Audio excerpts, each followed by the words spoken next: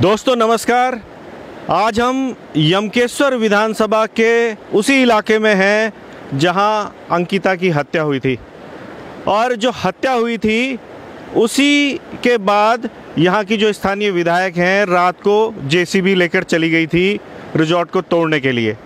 लेकिन इस इलाके में सैकड़ों की संख्या में ऐसे रिजॉर्ट हैं जो नदी किनारे बने हुए हैं। एनजीटी के जो मानक हैं 120 मीटर मध्य बिंदु से नदी के दूरी पर बनना है रिजॉर्ट को, वो मानक सीधा सीधा तार तार हो रहा है।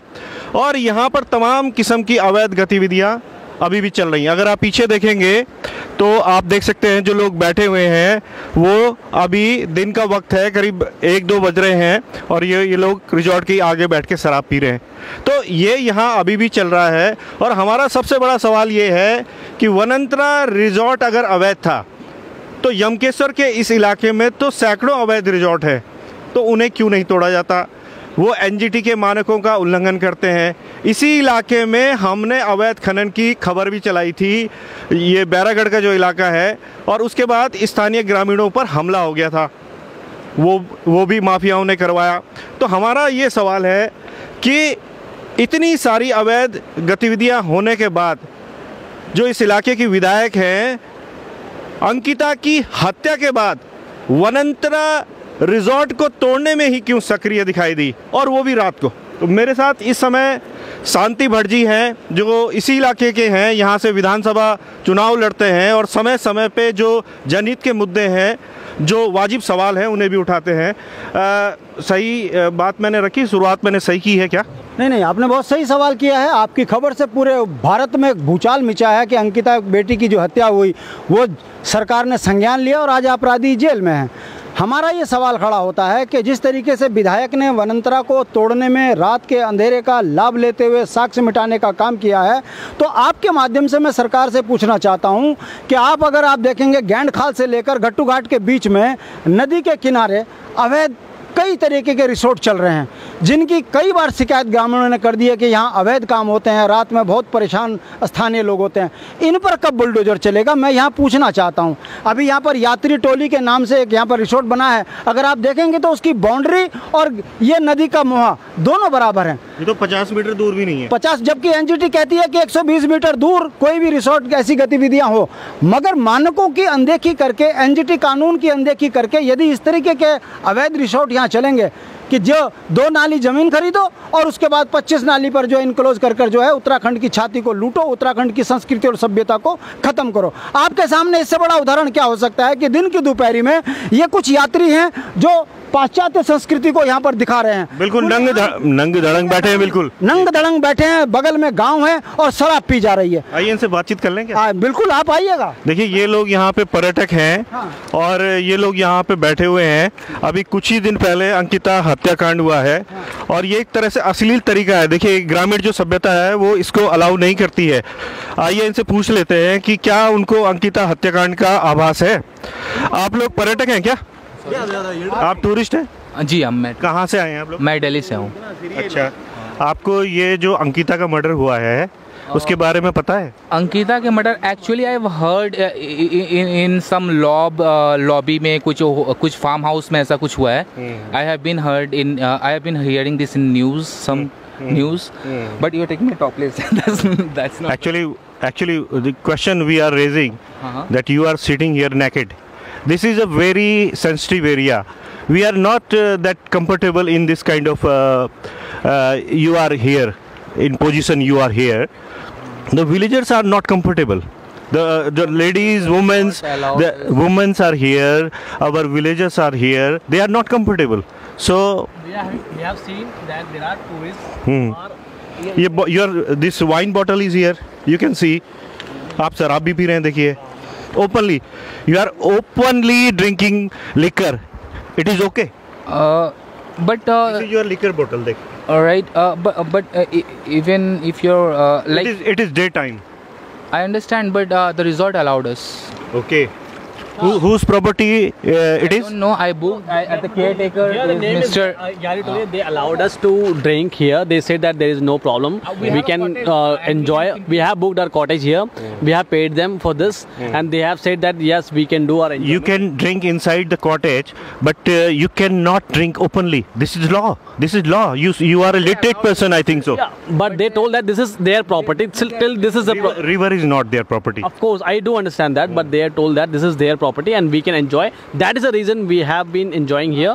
Otherwise, we are aware about this law. There is a law that we can't drink on the public, and this is a public place. Of course, river is a public place.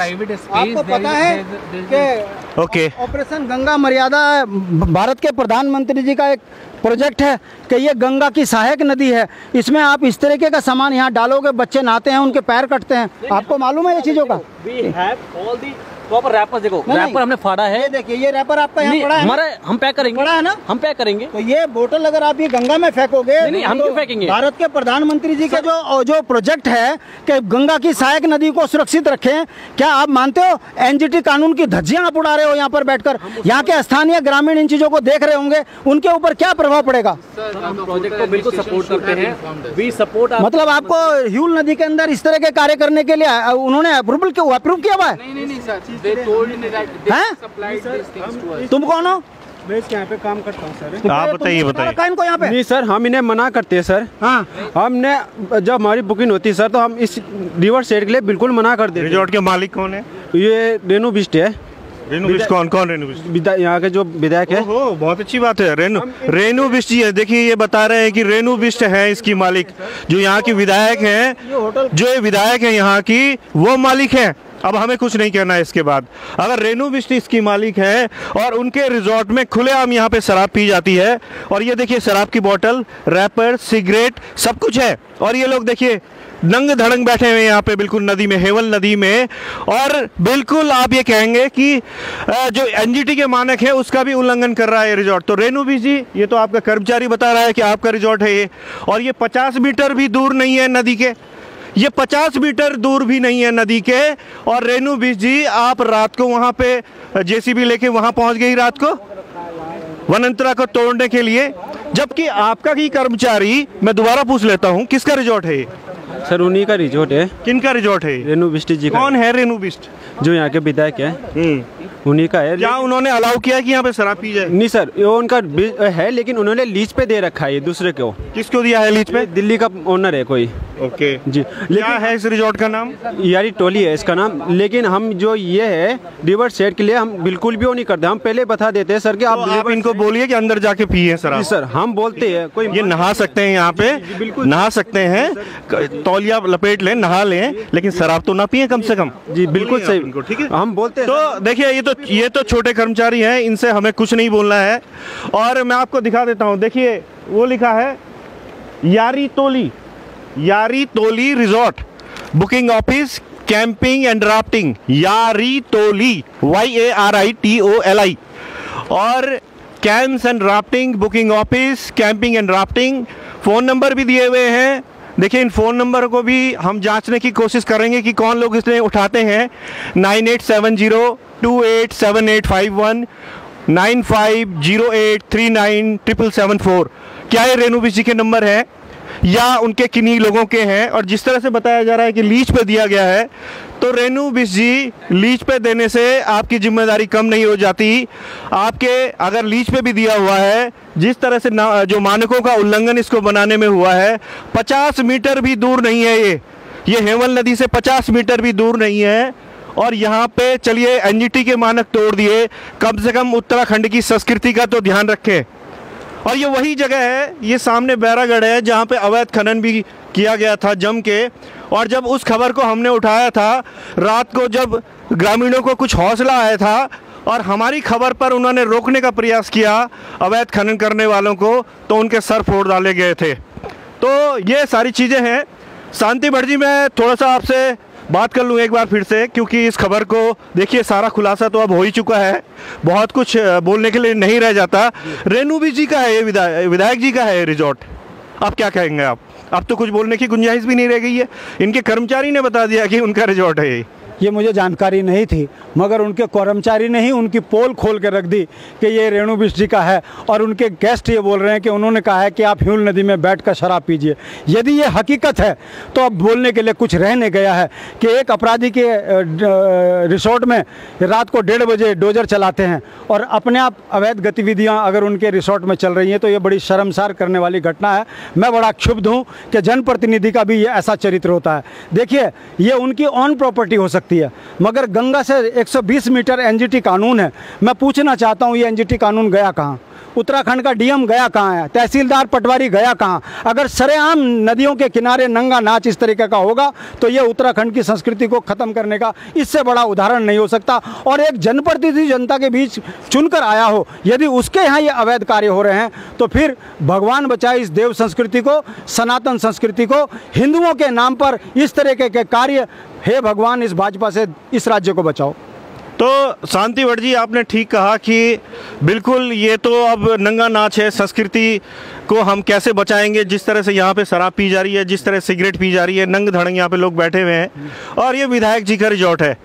तो मेरे ख्याल से अब जो हमने खुलासा कर दिया है, और हमने क्या खुलासा किया है, ये तो रेणु बिष्ट जी के जो कर्मचारी हैं उन्होंने ही बोल दिया कि ये तो विधायक जी का रिजॉर्ट है। अगर विधायक जी का ये रिजॉर्ट है, मेरा एक ही सवाल है, रेणु बिष्ट जी उस रात को 23 तारीख की रात को आपको कितनी जल्दी थी उस रिजॉर्ट को तोड़ने की कि आप उस रात वहाँ पहुँच गई और आपने जेसीबी चलवा दिया? मैं चाहूँगा कि ये जो खबर है ये इतनी वायरल हो कि ये मोदी जी तक पहुंच जाए, ये योगी जी तक पहुंच जाए, क्योंकि जो यहाँ का जो स्थानीय भाजपा का जो सिस्टम है, जो मुख्यमंत्री है, वो शायद इन चीज़ों को नहीं देख रहे हैं, या देखकर भी उन्होंने बिल्कुल अनदेखी कर दी है।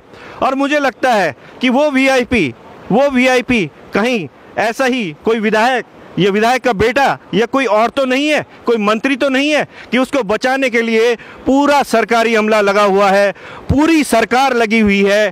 तो अब तो मैं भी कहूँगा कि भाजपा से उत्तराखंड को बचाओ। जागो उत्तराखंड के लिए।